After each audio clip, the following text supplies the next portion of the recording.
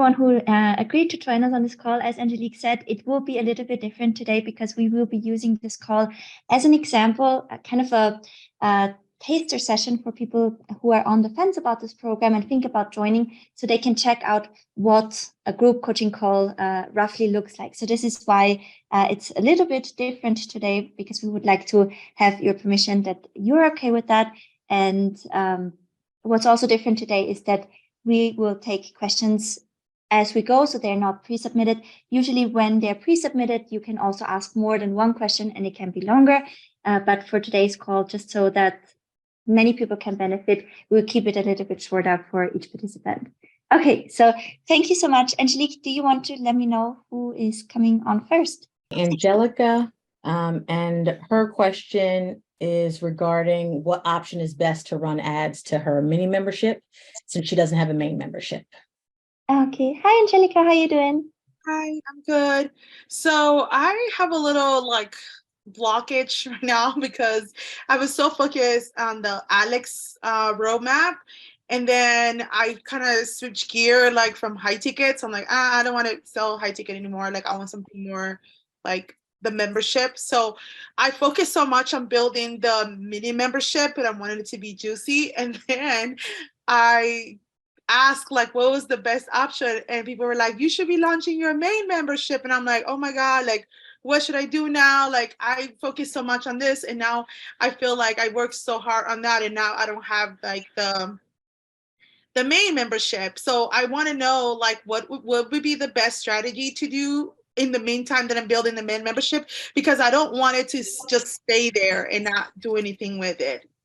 Oh, okay. Okay, so maybe I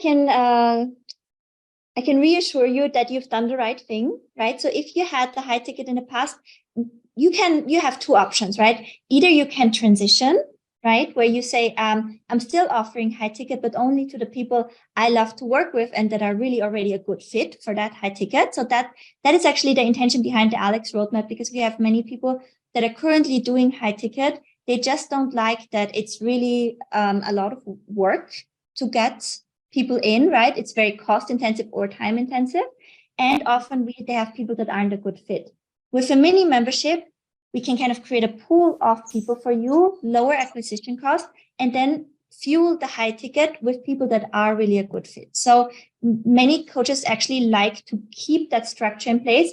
And I am I don't think high ticket is bad if it's the right person at the right time and you like to work with them on this level, right? So just think about, maybe take some time to say, maybe I still want to do it, right? Maybe I still want to have this. I get frequently asked if I can offer a mastermind or higher priced offer where people would have more access to me. So I would definitely have the interest.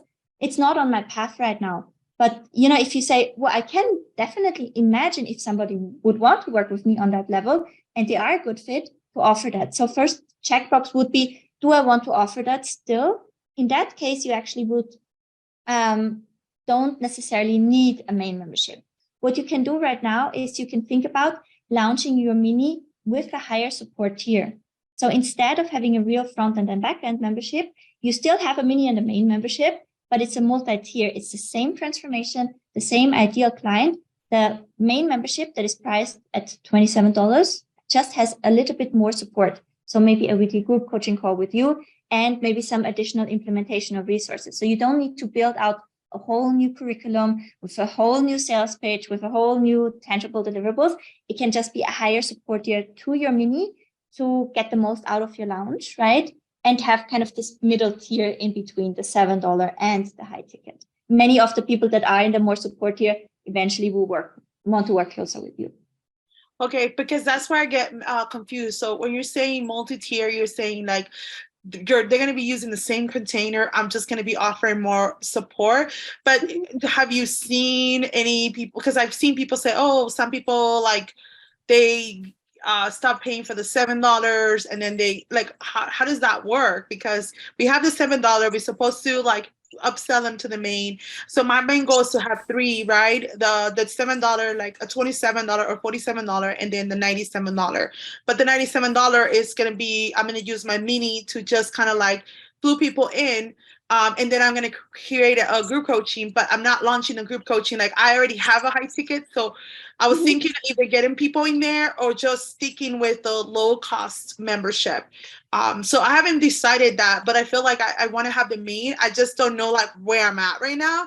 Like what should I go? Because I don't want it to feel like I did all this work and now there's no option for me because everybody's focused on the main. So I'm like, oh wow, I should have focused on the main, and that's where I'm stuck. So I don't know about the multi-tier because I already mapped out my main membership, which is my mini is basically teaching one-on-one, and then my main is teaching group. So scale, right? So it stacks to that one, but it's not the same. So that's why I'm stuck with when you say multi-tier, like, if that makes sense.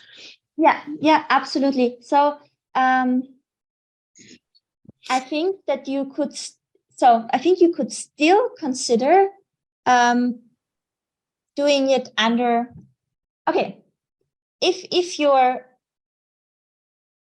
and you have built out the mini already, but the main you have not built out, right? But I have the map out, like everything is mapped out, just got to record, and put content in there, but everything is mapped out already. Okay, then what you could do is you could launch the mini while pre-selling the main.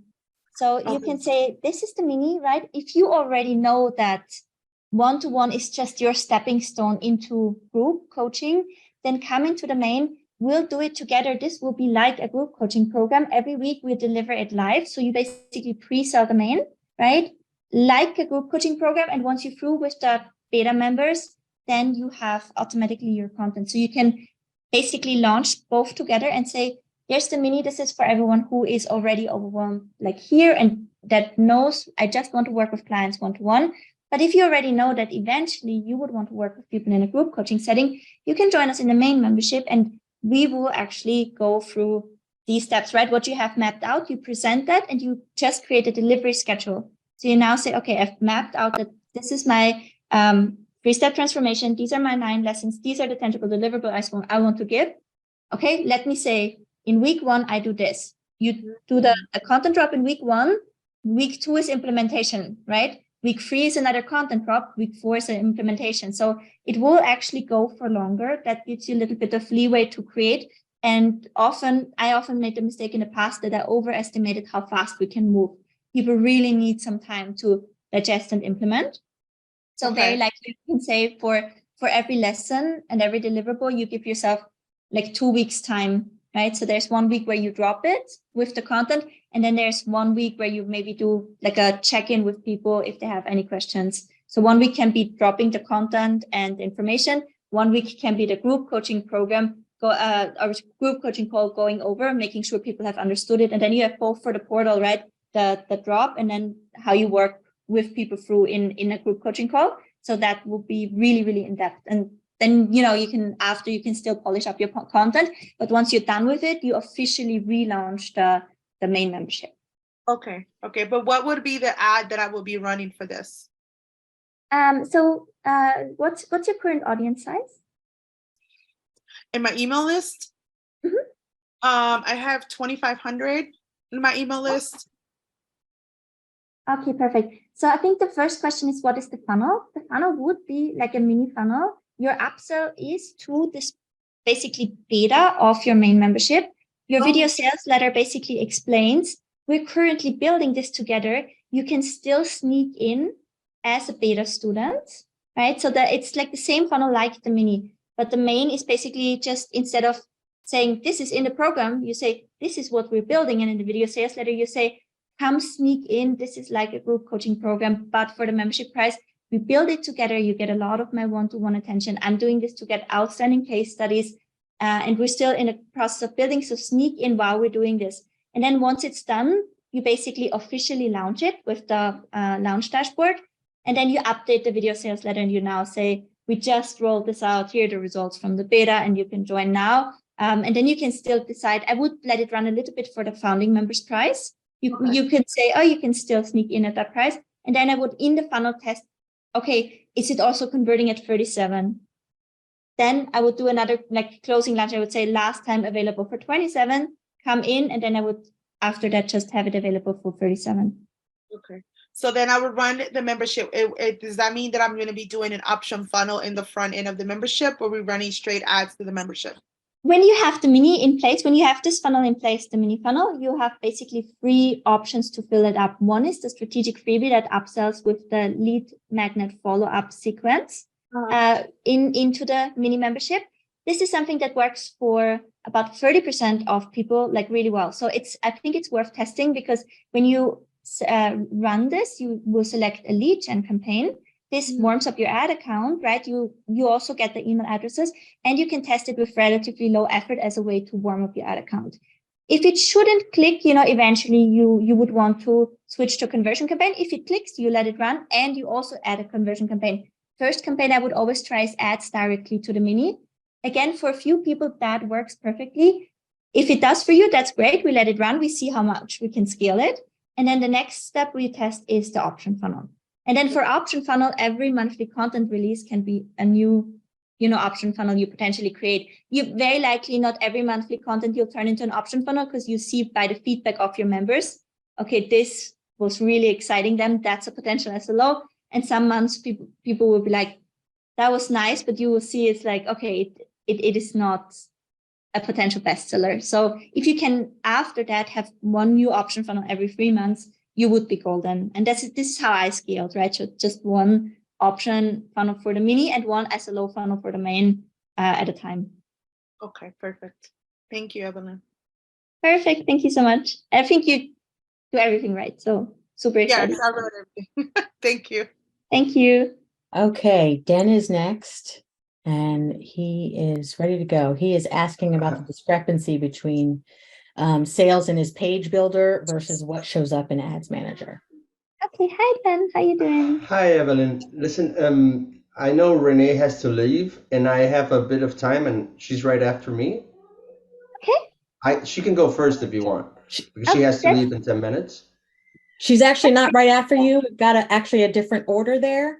Oh, sorry. Okay. Yeah. Okay. So if you want to go and just go. Yeah, sure. Quickly. Yeah. Hi, Evelyn.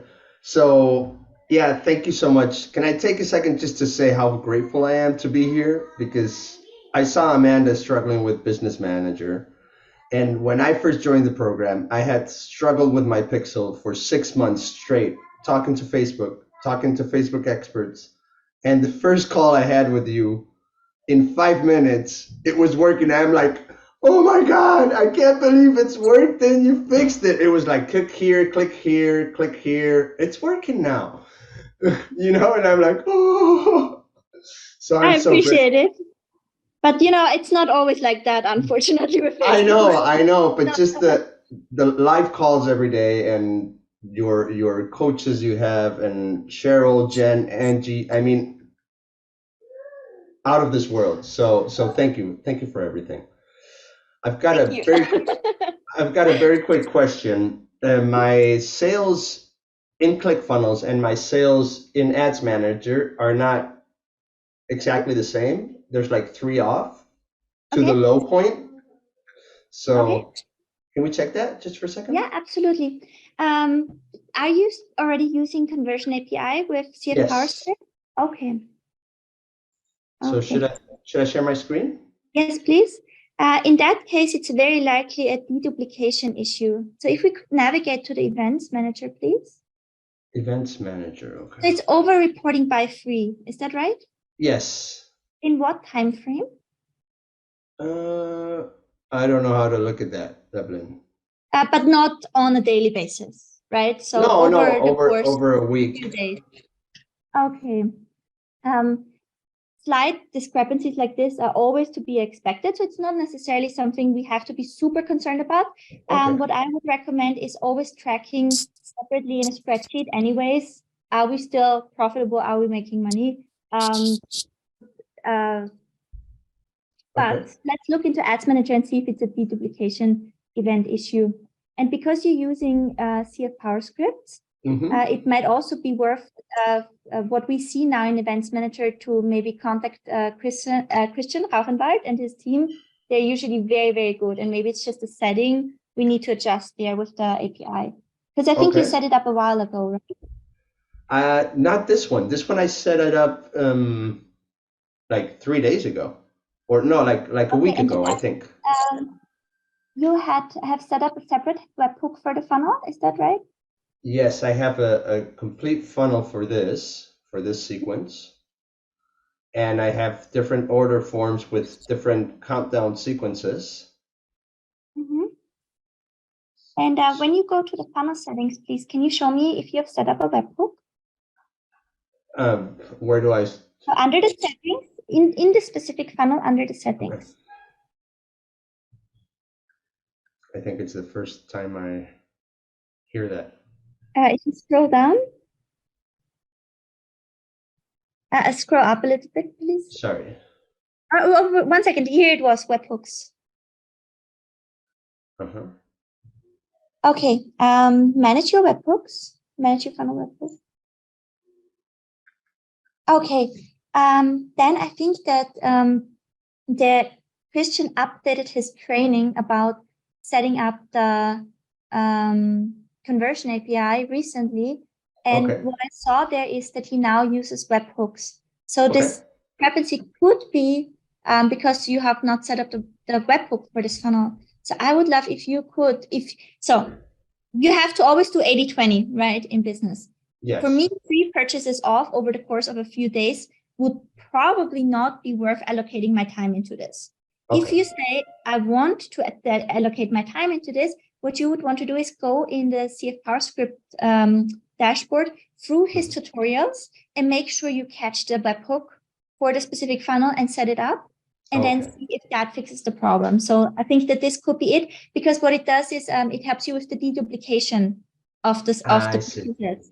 So this is it's more accurate then, right? So this could just cause the problem. In general, I personally, if it was me, I would not. I have funnels where I have set it up. I have funnels where I have not set it up because it was not worth it for me to go back and edit it. Okay. See, this is like Christian, I know from PowerScript, is exactly the same as you. It's the thing I like about this program. It's like, do this, click here, click there, click there. It's like, okay, and now it works. It always works. If I do the clicks exactly how Evelyn tells me, it works if I don't screw it up. But can I show you one more thing from this particular question? Because we closed an ad set yesterday that was not performing very well. Yeah. But now it is. So because I have an email sequence attached to it, it got 2 more purchases. And I realized also that the cost per 1,000 impressions was half of the others. And your cost per click is really, really good. Yeah, I would turn that back on. Okay. See, click here, done. Okay, I'm done. But now we still have to adjust the budgets, right? Yes. You could go back, right? So make sure that this gets enough budget. Sorry. I always because now see, it has actually the second best cost per purchase, but it spends the least money. So I would also go up at least to 20 here, potentially 25. Okay, what do you want me to do? I would go 25. Okay. And have a close eye on it. Right now, you increased your ad spend quite a bit. So you would now want to assess on a daily basis, are we breaking even? On a daily basis, you would want to say, are we breaking even on the week? So this is how I look at the numbers. I'm on a daily basis saying, am I breaking even on the week? Right. So I'm not making adjustments based on the performance of the day, but I want to see that on average, on any given day, I'm breaking even on the week. And if I'm not doing, then I'm in alert. And if it consists like that for 48 hours, then I do something on the third day of not breaking even in the week. Yes, I'll report back to you on Monday, first thing in the morning, which is like 72 hour-ish. And also I was getting like 100. I'm also, I don't know how many leads come from from the ads, because I'm also promoting the same playbook to my audience on Facebook, but I got like 150 leads yesterday to this funnel and 200 today. And I increased the budget by like 10x, which is weird, right? Is that normal too? Yeah. So I was expecting like 300 leads, you know? So it's normal that as you scale, your cost per lead will increase. But how much did you spend yesterday then? Yes. So yesterday we increased to 80 on this campaign. But we have probably not spent a total of 80 yesterday because Okay. you just started spending during the day. Okay. Okay. Oh, Right? and I So- just realized I was spending 40. Yeah. Okay. So no problem. So you haven't spent, we increased it to that, but you have not reached the whole threshold. Okay. So today you should see more leads coming in, right? And Okay. remember, when you adjust the campaign, you need to give it time to calibrate. Mhm. Right? So very often we start scaling the budget on a campaign, then the campaign recalibrates a little bit, cost per purchase go up, or we don't see the purchase coming, we panic, we turn it off, and that kind of over management is the worst thing we can do, because we're signalizing Facebook that we're an inexperienced advertiser and we're completely confusing the algorithm, because we kind of pull it out of the alert. So if we never chill in long enough for the algorithm to do its work, it can never go out on the other side, and we can never optimize on data. So for me, the best thing is to then not look at it. When I launched my workbook funnel, I spent $150 a day. I didn't get a single purchase in the first 2 days. Thankfully, we were traveling and I was in the airplane and I couldn't do anything. So by the time I could do something, and I was like, I need to turn off this campaign, like we're wasting money. I suddenly had 5 sales during the flight, and the cost per purchase was really good. And I would have killed a good campaign, and I would have thrown 300 euros away.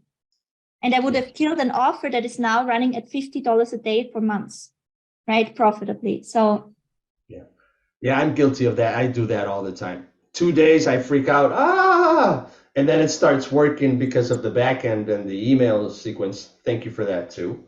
And then it starts working. I'm like, I turn it on, I turn it off. It's just a mess. So thank you. It's not day trading. Exactly. I always say that. Exactly. Okay. Thank you. Thank you, Evelyn. Thank you. Okay. Next is Renee. She is ready to go. She has a question on her planner slow funnel and trying to figure out messaging. Hi, Renee. How you doing? Hi, Evelyn. Thank you so much. I am working through my SLO funnel, and I will share my screen. I just finished my planner, and now I want to build the sales page for it. Mm-hmm. So the planner is it's really the step for families and teenagers before they start applications. And so it's primarily for juniors and seniors who don't know where they're going to apply to college. And it gets them organized for why would they choose these schools, and how all about the visits, and then getting it all organized. And a lot of my messaging is about taking out the overwhelm and reducing the stress, because this applying to college process is so stressful. Mm-hmm. But now I don't know, I just thought your expertise in some of this, I'm going to pull up just the beginning parts of my sales page. And I just wondered if you had any ideas for some of the messaging here. Mm-hmm. And go ahead. You say prepare your students, but this is for parents, not for teachers, right? Well, it's interesting. I always find myself, when I'm talking to parents, I say students, because I get weary of always using teens, but maybe I should just stick with teenagers or teens. Yeah. But I am talking to the parents there. Yeah. Yeah. I think maybe it's a language barrier, but I would still say my child, because I would always like see them as my child still. Right. Yeah. So if you don't always want to use teen, I would more say my child, because that also like evokes this kind of feeling of I need to take care. Right. Yes. I need to take charge of my child's education. Yeah. So I would more refer to that, because otherwise it feels like you're talking to a teacher, not necessarily to a parent for their college education. Okay. So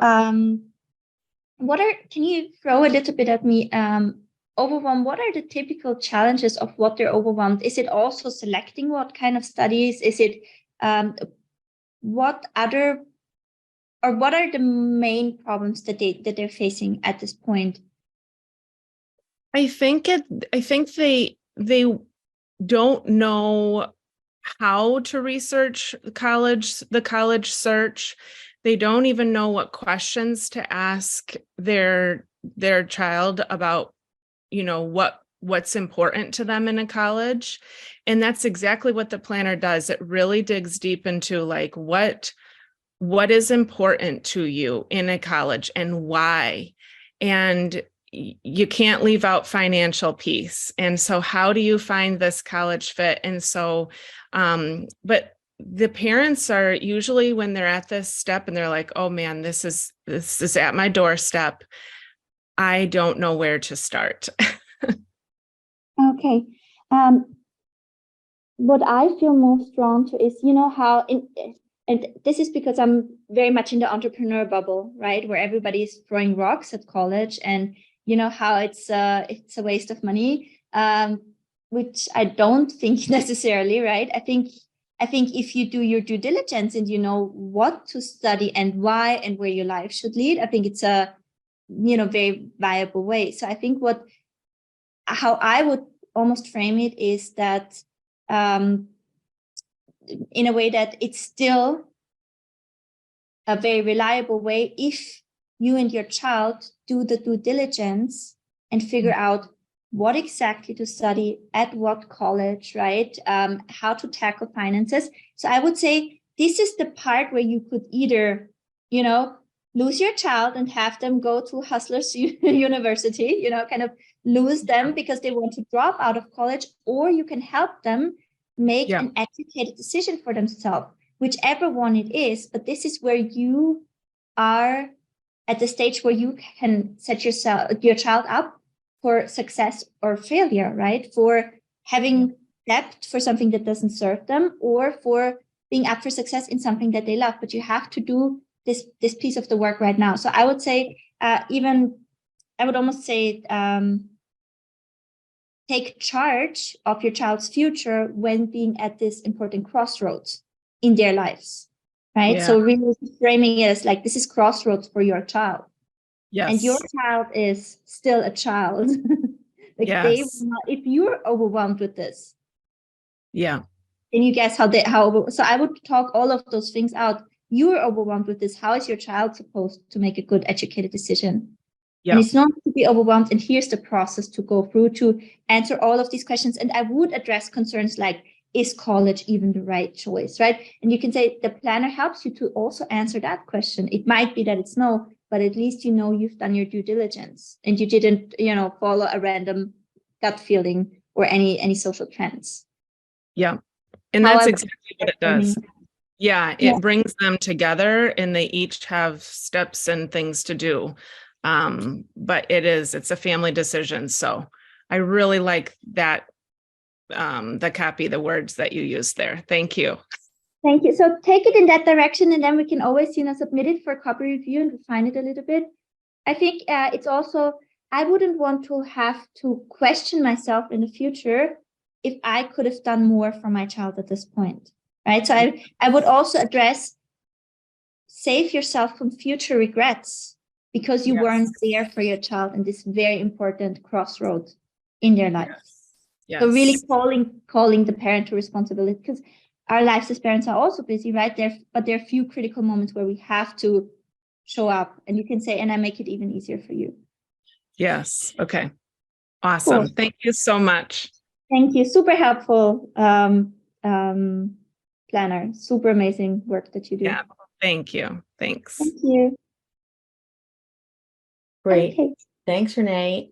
So the next person is Star, and she's going to share her screen because she has some questions around her freebie strategy and offers. Okay. Perfect. Hi, Star. How you doing? Oh, okay. I cannot hear you, love.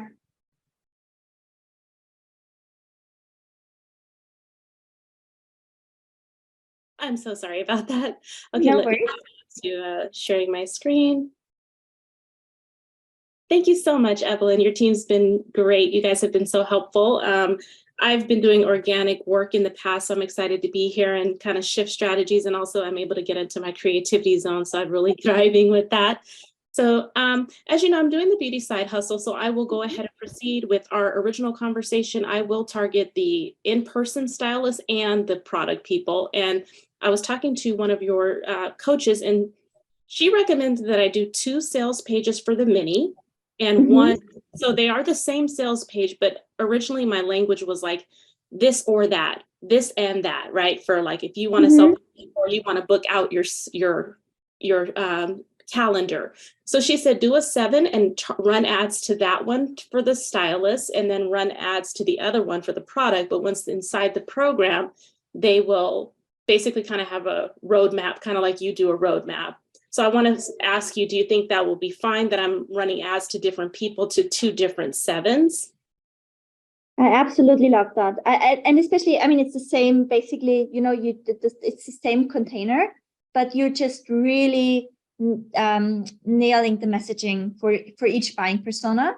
So, you know, if you have the capacity to do it, I think that's absolutely amazing. If you say it feels overwhelming from a capacity perspective, what I would do is then I would start with what my hypothesis is on what I think will convert better, because it's a bigger audience and it's where I see more people in. But I think it's a very good idea to tailor the messaging to each buying persona, to not try to speak to everyone, right? And with that, water down your messaging. I think that's a good call. Okay, so this is I'm kind of following Jessica's roadmap. So that's kind of where I want to like run this by you on my flow. So for a freebie, I'm going to do 500 profitable beauty side hustles, or create like the ultimate planner on how to start a beauty side hustle. Which one do you think? Cool. I think the 500, I love inspirational freebies like this. One of my all-time best converting freebies from a freebie downloader to buyer was 101 ads for coaches and course creators. And it's just, if we can inspire people, we provide value without prompting them to action, which is what they can then procrastinate on and when they don't move forward. So everything where you can inspire somebody by showing the opportunity, which I think this is, you have often really good conversion rates.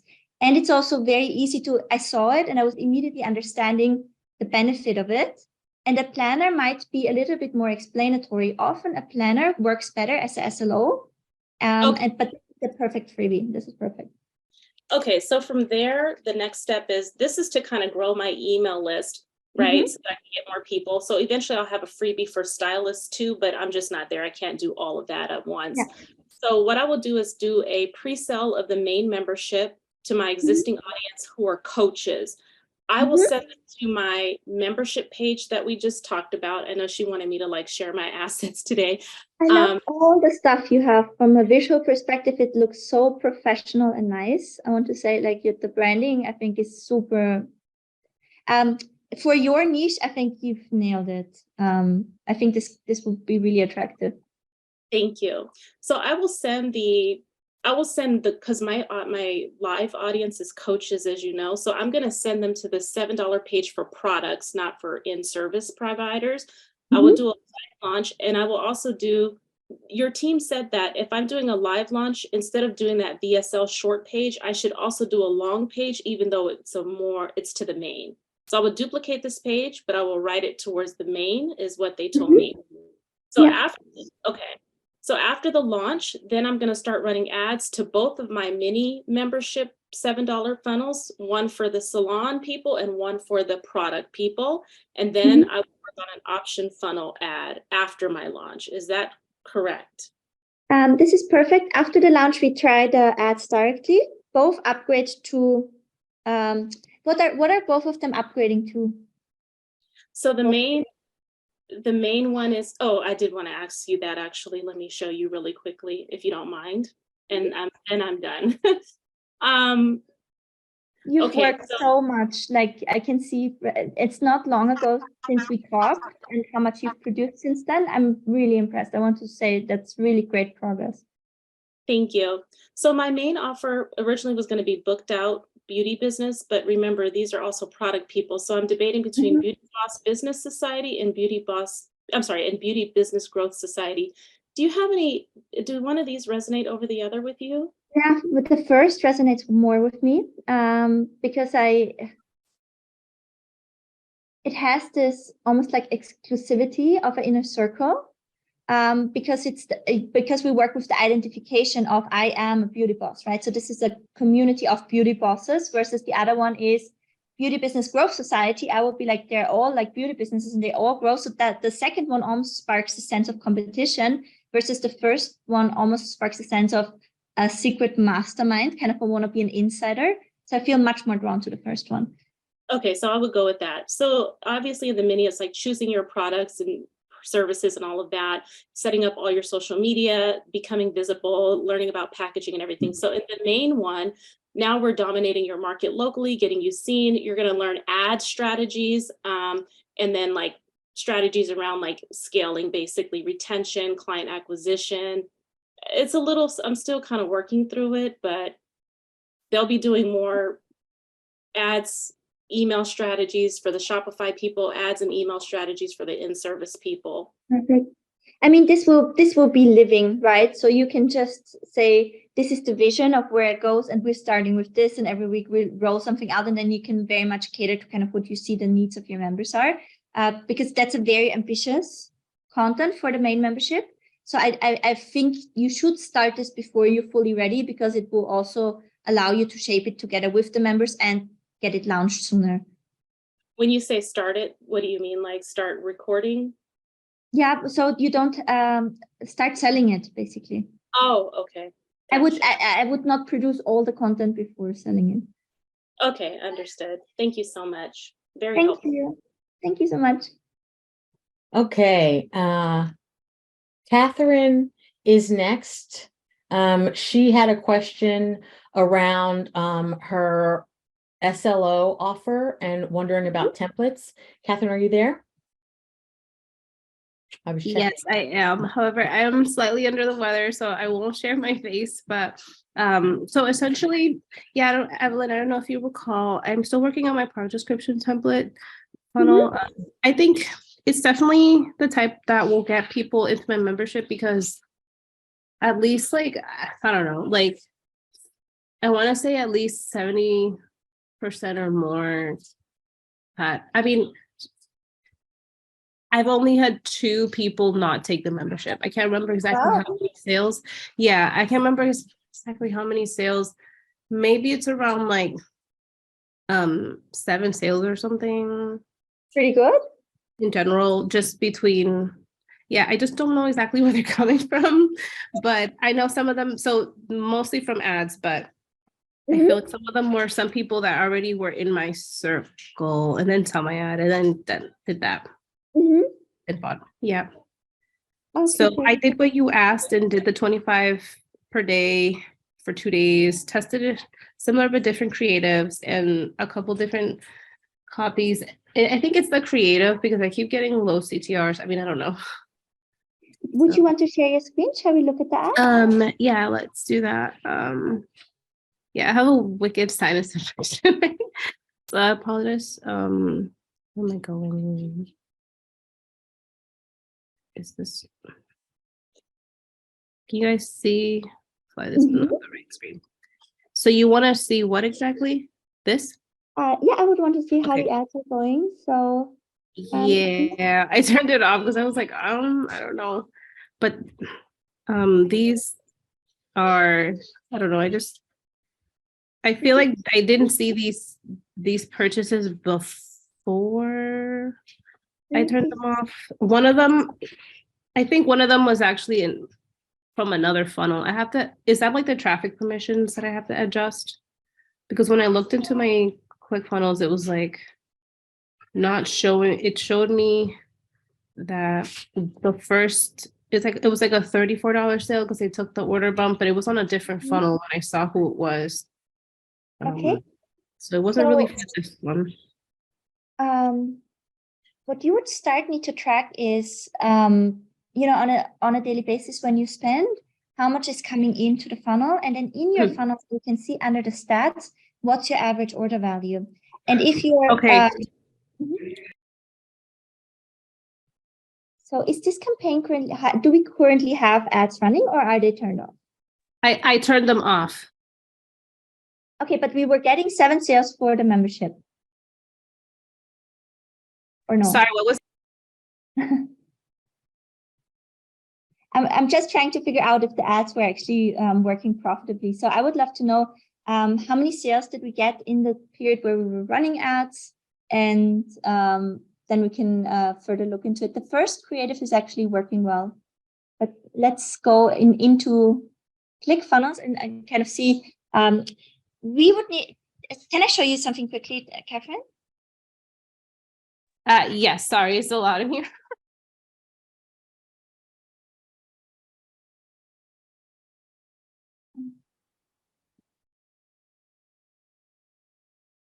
So what I would love for you to do is we're trying right now to figure out, are your ads profitable and how profitable are they? So I would actually love if you could, after the call, maybe record me a Loom and send me just the stats of what we have, but also with this dashboard. So when we are here in managing your membership, we have the membership metrics dashboard. And then there's a video with that, how to use it. And here, what I would love for you to do is to come in here and just write in, okay, how many sales from the front end did we have? How many bump sales did we have? How many sales of the membership did we have? How many sales in total did we have? Or how much money have we sold in total? What was our ad spend? You just select the time frame, right, since when you started running the ads until now. And then we know, okay, how many customers in total, how many churn customers. So just try to fill it in as much as you can. What I basically want to see are those numbers. And then we can assess, okay, should we turn the ads back on and what's working and what's not? And on top of that, I would also love to see the latest, maybe you have sent it to me and I need to go through the latest ad questions.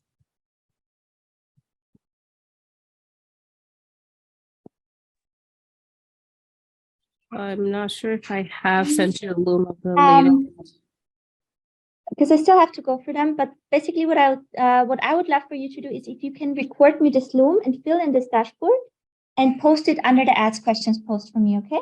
Okay. I have a feeling that you really, you have purchases coming in, you have people getting the membership.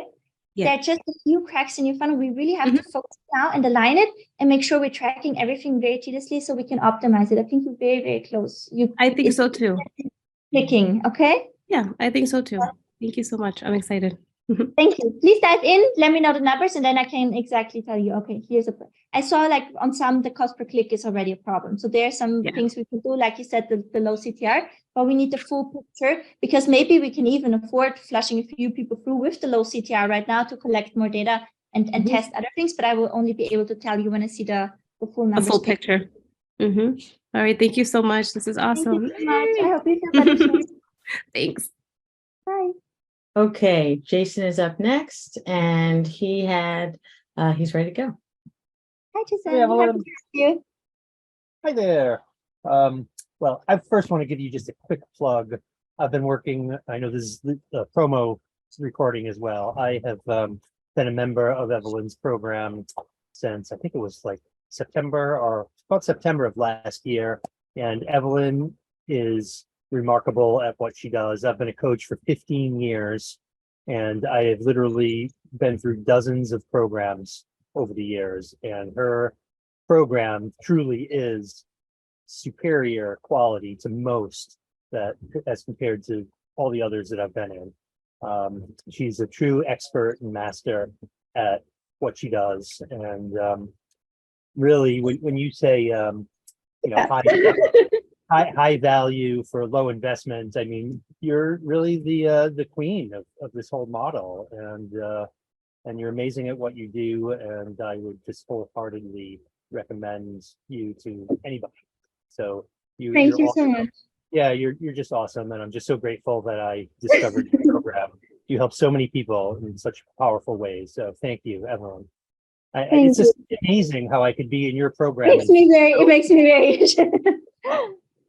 I don't know how you do it because I've been in your program and I feel so individually supported, and you have thousands of people in your groups, in your program. So you're remarkable. So, keep up the great work. You're helping so many people, and I'm sure I speak for so many people here about how grateful I truly am on a very deep level. So thank you.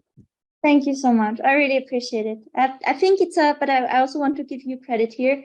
This program is always as valuable as the student shows up. And you are also somebody who is always consistent, who is always showing up, who is giving value back to the community, right? So I think that this is also very much not on me that you feel this. It's also what you give into the community and how you show up. Why you also receive so much from it. So I want to give that kind of back to you. That's team effort here. Well, Thank you. Thank you. I mean, I'm still integrating many of the lessons, it's taking time, but so many things that I'm integrating into my business that you have taught me. So thank you. Thank you. So my question today, it has to do with marketing for a Facebook group. I'm launching a new group. Yeah. Start to recruit clients into my new digital coach marketer program. And I'm wondering if you have any insights about, or suggestions in terms of best current practices to fill that group.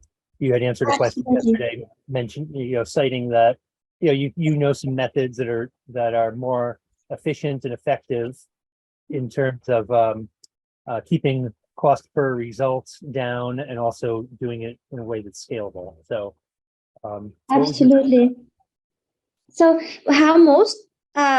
what most programs teach when it comes to growing Facebook ads is to work with a bridge funnel. So basically you will advertise the group, you send people to an opt-in funnel where you collect the email address, and then on the thank you page, you send them to your free group. We see cost per group member of up to $10 here, right? Or sometimes if you go at like $5, which is often not the case. What you have here, actually, because this is a mini membership method, I still want to show you from Funnels and Ads Pro because here you get kind of the most out of it. I would go into 0 to audience. And here we have set up your first funnel, the group funnel. So I would love if you could check out that training. Then we have the strategic freebie. So the strategic freebie for your group, we will work with a strategic freebie here and we will kind of advertise the group on the back of that strategic freebie. So now we have for marketers, you want to promote your funnel solutions. So what would make sense is if you, for example, give away a funnel. I did a funnel checklist that was not so good. Let me see if we have something in the Insight Factory that could be trending.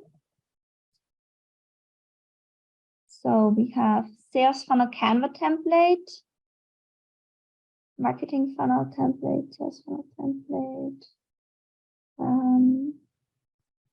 Because you have your own funnel solution, so if you wouldn't necessarily want to give away a Canva funnel, at the same time, you wouldn't want to give away a template for your own funnel because people don't have enough context yet. See, this is what I was kind of confused about because I saw somebody post probably 3 or 4, maybe even 5 or 6 months ago in the group that they were driving traffic directly to their Facebook group. They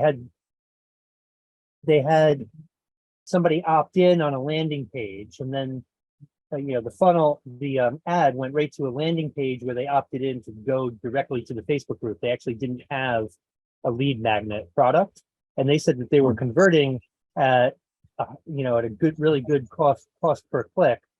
And I didn't know if you might recommend that approach instead of actually having a lead magnet as a free product.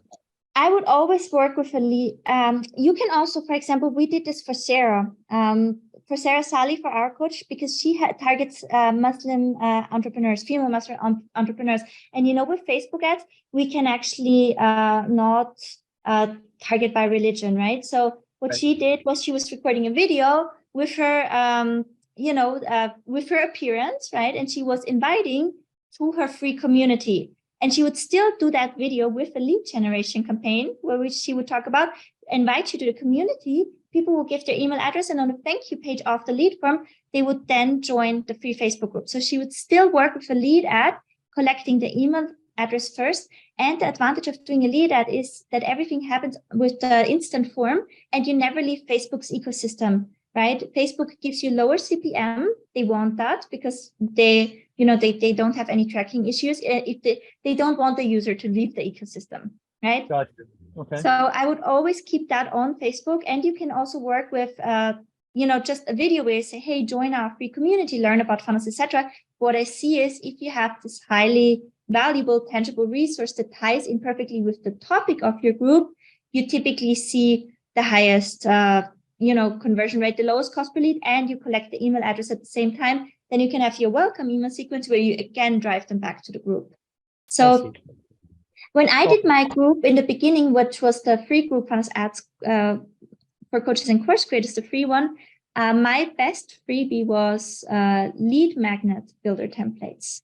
So I just had a CANVA lead magnet builder templates, and I would give that. And on the thank you page, I would say, hey, come into my Facebook group if you want to learn about funnels and ads for coaches and course creators.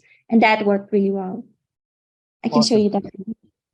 So just to understand the process, so you're suggesting a lead form ad, and then from there, either go directly to the group or have some kind of free product, preferably have a free product because there's more value involved with that. So yeah, I want to do some kind of AI prompt or something to do with AI. For example, that's in demand right now. For example, how to write the copy for your sales funnel using AI with those prompts. So let me just show you the exact ads I was running.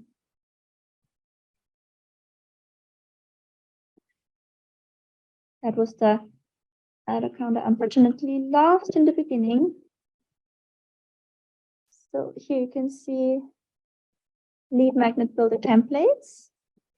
From the targeting, I was targeting instructors, marketer professionals, and I call it competitors, which is a little bit silly. So e-marketer, ad advantage, etc. That was not working well. This was also not working well. This was working well. Brandon Burchard, Grant Cardone, Amy Porterfield, Tony Robbins, you can't target anymore. So this mix was working really well. Okay. And then interest, conversion marketing, content marketing, digital marketing, Facebook for business. Oh, wow. Thank you. So this was the targeting I had. And when was that was when I started my group. This is exactly like how I started my Facebook group and grew it 2,000 members like in a month using the strategy. Here you can see it had even typos. So why do most course creators fail? Because they don't build their audience before creating and trying to sell their course. Be one of the few ones that succeed. Start building your audience today with these free Canva templates. So this was the freebie I was giving away. And then on the thank you page, I invited them to my group, free lead magnet builder templates. These days, I only ask for the email. I don't ask for the full name anymore. Privacy policy agree. Thank you so much. Join our free Facebook groups for coaches and course creators today. Join free Facebook group. Okay. And here you have directly the link to your group. I see. And that this is the best. And even when I launch, I use the same strategy to fill up the launch group.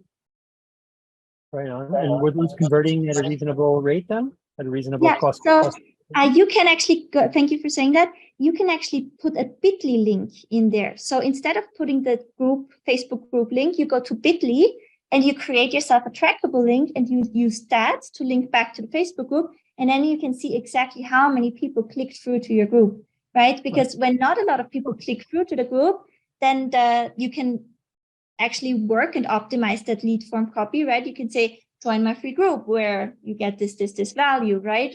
So you can try different call to actions.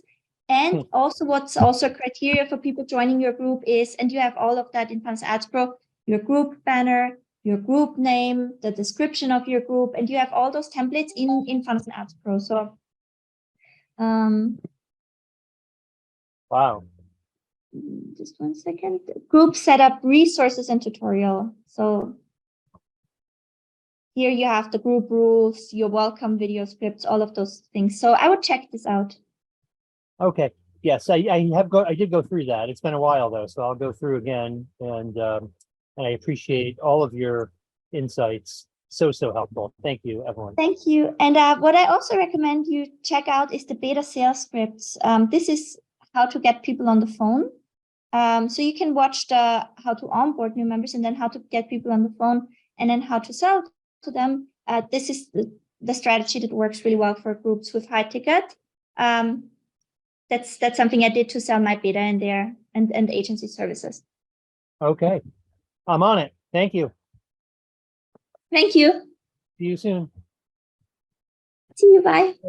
Okay, Evelyn. Stefana Johnson is next, and she's struggling with her mini and main membership and all the different programs and products that she has, and she is ready to go. Okay. Hi, Stefana. How you doing? Hi, I'm good. Sorry about the screen. I'm gonna just disappear that because that's what I can't get it to work. I have gone, oh my gosh, I've got like 10 different ideas, and not ideas, but things that I have been working on for 30 years as a coach and as a healer and as a this and as that. And every time I start to walk a path of either Alex or Jess, and then I'm second guessing myself. I've got the Finding Joy Beyond Trauma. I've got fitness and health, and I've got leading your business and my entrepreneur book. And I've got, I put stuff out there. I've never been super successful. So I don't know where to go. I feel like I build a little bridge and then I'm falling off. So any insight would help. When you say you also put things out there, what were the formats you had put out in the past?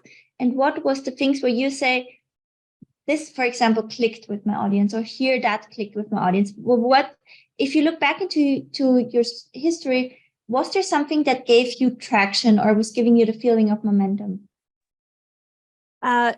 Not virtually. I never had success virtually. It was all in person, which I don't want to, I'm trying to get away from that. Yeah. So I've never been able to get that real traction. I've tried Facebook ads, and I, like exactly what you were saying, I would panic and cancel it.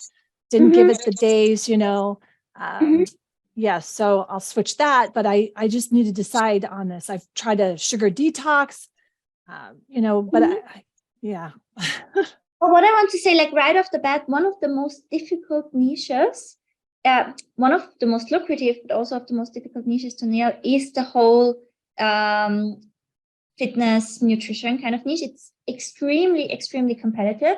And often it's based on the appearance a person built up of them online, right? So how did they hold themselves on their Instagram, and then their following eventually wants to look like them. So it can be a really tricky niche. And you mentioned also other things like overcoming trauma, etc. I think there might be a transformation that unites all the different elements that you've created and feel drawn to, and the solution is very likely like lying in your story. Can you kind of fill me a little bit in on how did all these different pathways grow?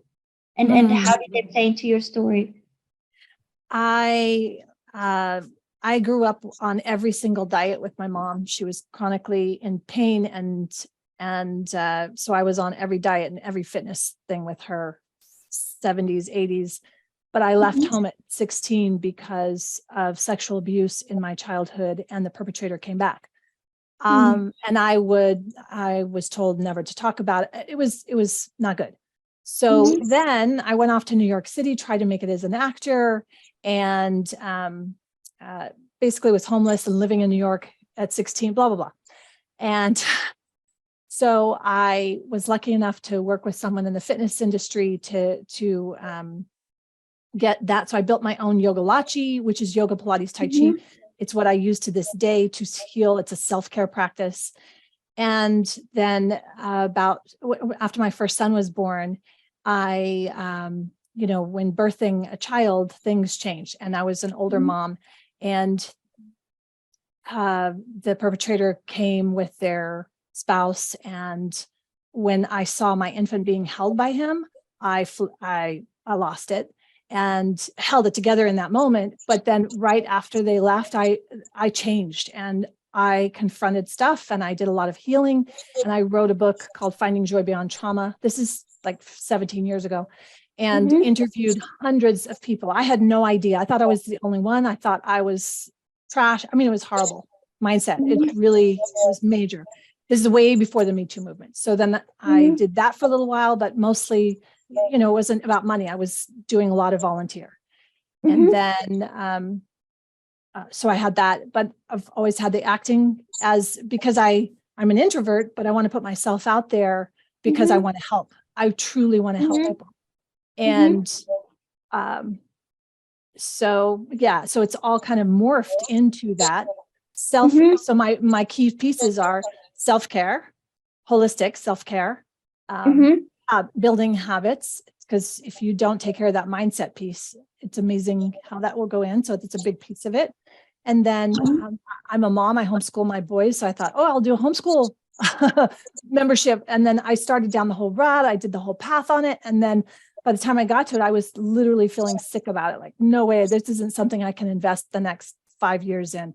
And I'm looking at it from that viewpoint of, I want to give this the next 3 to 5 years and really build something that's a legacy. But I get to a point, and then I don't know. That's why I asked Angelique, is it a mindset thing? I need to go clear more stuff. Like, oh my God. No. Who is the person that needs you most? Who are the type of people that can learn most from you, that you can serve best? Oh boy. Who need to hear what you have understood?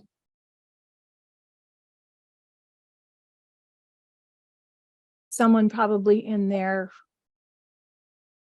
Oh goodness. Yeah, that now my mind goes into the whole marketing thing and finding the niche and all that instead of just answering your question. Okay. Anybody who needs it. It's like, oh. So what kind of almost bundles for me is, and I would just say things and you take what feels right for you and you leave on the table what doesn't resonate. For me, when I hear those different elements, it's the acting can almost also be like a mask, right? It can be a different identity we step into to be able to do things and be things we can't be because of who we think we are, because of that stigma we carry, right? 100%. Right? 100%. Yep. So it's like it's this freeing of being free of kind of what you feel is like branded onto you almost, right? And even if nobody knows that they meet you, but you almost feel sometimes like they look at you and then you wear it on your forehead almost like you're almost like damaged good. Like it can feel like that, right? So and what kind of acting allows is like to be live free out of that, in that other identity and in this wholeness for a while, right? And what I can see is somebody who has coped with that and used acting to put on a mask for a while, right? And you did a lot of work to hold yourself and to function, but ultimately you saw that if you don't address the underlying trauma and tackle things, everything you've built from a self-care perspective, from appearance and a physical health perspective, it can break really easily when you are triggered again and confronted with that trauma. So I think what the story you have to tell, and I really get goosebumps because I think it's very, very important, is about deep holistic healing and looking beyond that mask, that second identity we've built to cope with the trauma. Because it's you've built like so much and still you're trying to find something that's marketable and that's sellable, not knowing like that the true treasure is. When I look at your story from a marketer's perspective, I'm like, that's story gold right there. Like, what we can tell and from the place that it's coming. You don't need to I'm not saying that homeschooling is not important, but I don't think that's the most important part of your journey, right? Where you can contribute the most. the most value. I also don't think diet or nutrition is where you can contribute the most value. I think where you can contribute most value is like, how do you move through life having trauma? How do you cope? How do you cope in a way that you can, still be a functional mother for your child and do things differently? I personally think that you could represent this much better and in a much more helpful way than many people who are trying to work in that space. So I would do a little bit of digging there, and there is a market for this as well, right? Because unfortunately, and I don't say it has to go into the direction of sexual trauma, but unfortunately, there are a lot of women, mothers who are struggling with that and who feel like they have to wear the mask and cater to things, right? Who really are disconnected from, because that's also what trauma does, is right, is it disconnects you as well to those pieces. So I think that if you would explore more in that direction, when you say you want to build a legacy and something you can carry, I think this is so much more true to your story and impactful. That's my, like, the offering. As I said, if you feel like this is right, or this is something you would explore further, then take it. If not, then leave it on the table. And I can also just give you I think this is most marketable opinion. Evelyn, I think these last few minutes have been worth everything to me. So I cannot tell you how grateful I am for your authenticity, and for fully hearing me. And I'm going to have to re-listen to this and sit with it, because I definitely have to process it and realize, oh my gosh, I'm in my 50s and I'm trying to fit, but you just articulated it exactly. That is the mask. That is, yeah, you're the master, Evelyn. Amazing. I so appreciate you. Thank you. I think it's so valuable. I think this is something, being able to take off that mask that you had to put on. That's the ultimate freeing moment and offering that you can make to people. And you have that experience and expertise and soul to do that. So I would explore that. Thank you. Thank you so much for sharing also so openly about this. I really appreciate it. And if you want us to maybe cut this out after or something, because we don't have to use this always, right? Just feel like, or just know you can also reach out for that. Okay. I really appreciate you. Thank you. Thank you. Thank you. Okay. Thanks. Stefana. Charity is our last question for the day, and she's ready to go. Hi, Charity. Hi. You're on mute. I can't hear you. There we go. So you read through a little bit of my question yesterday, but my main question is, how do I create a transformation when what I think I'm trying to do is give bite-size information to my audience? So I do have an audience on Instagram, about 26,000 followers. And over the years, they started following me for nutrition. And then unfortunately, my husband was diagnosed with colon cancer, and they watched our whole journey together, me losing him, and then becoming a mindset coach as well. And so I've pulled my audience. They've been with me for, 12 years as I've done different coaching. But what I want to do for my main is just focus on 1 month health, 1 month mindset, 1 month spirit, because those are all the things that have really allowed me to thrive. But I just don't know what transformation it is that I'm offering to them. Okay, perfect. Let me just quickly go. We have a few templates for 3-step transformations. And I think that if I quickly pull this up as a cheat sheet, we can probably make this happen. So you want to kind of put a focus point every single month. Is that right? Yeah, in bite-sized amounts, because I tend to go way deep. I've got lots of different courses, and I think people just want a little bit each month. Bite-sized amounts. And can you tell me the topics again? It's mindset. So nutrition, I pulled them, and they all want kind of health and nutrition, and then mindset, because I'm a mindset coach, spirit, because most of my audience are strong Christian women. And then I also have self-care in there in terms of joy, and if they're busy. And then the last one is self-discipline, self-mastery. That's more like time management, productivity, those types of things, habit creation. So. Self-mastery. habit creation. Okay, so I think it's really good if you have the bite size, and I think it really speaks that you know your audience well. I would want you to have a core modules in there. So evergreen core content people can watch. And in your case, what I would almost see there is, let me just type it down for you. I would want to, and remember to create the transformation, we need to say, what are we doing? Why are we doing it? How are we doing it? Right? So we will want to incorporate that basically in all lessons. So let's look at the models that we have. We have clarity, individualized plan of action, implementation and support, destroy, rebuild, secure and scale, or knowledge, skill, and mastery. I think for you, we can orient and we can say our 3-step transformation is something along the lines of clarity, individualized plan of action, and implementation support, because the clarity can be, what do we need to thrive in life? So here you have a walkthrough of your 6 areas, right? So what is it? We need to thrive in life. So this is just a walkthrough of, I would also include, so what do we need? Mindset.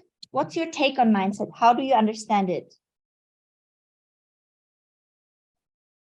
What components are important? And that's just like a overview of topics you'll or explaining, like when I talk about mindset, here is how I conceptualize that. So mindset includes things like X, Y, Z, right? So you can just pull a few highlight pieces and explain what it is. Same like for nutrition and health. What is nutrition and health? Why do we need in the context of this program? So you basically give them a rundown of what they need to drive in life, the clarity. Why do they need this? So here I would have my story and of discovery of these elements.